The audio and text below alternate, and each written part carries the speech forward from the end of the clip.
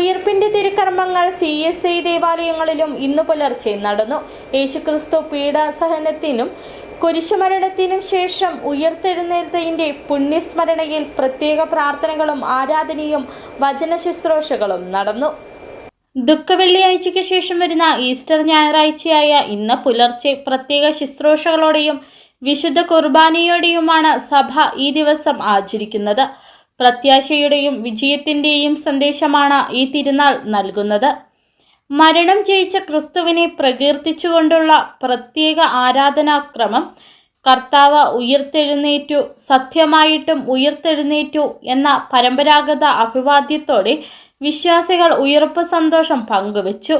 കേരളത്തിലെ CSI മധ്യ കേരള മഹാ ഇടവക, ദക്ഷിണ കേരള മഹാ ഇടവക, വടക്കൻ കേരള മഹാ ഇടവക എന്നിവിടങ്ങളിലെല്ലാം വളരെ ഭക്തിസാന്ദ്രമായാണ് ഉയിർപ്പ് തിരുനാൾ ആഘോഷിച്ചത്. ഒഴുവത്തടം, പണിക്കൻകുടി CSI പള്ളികളിൽ നടന്ന ഉയിർപ്പ് തിരുനാൾ ആഘോഷങ്ങളിൽ നൂറുകണക്കിന് വിശ്വാസികൾ പങ്കെടുത്തു. City vision, Nedumkandam.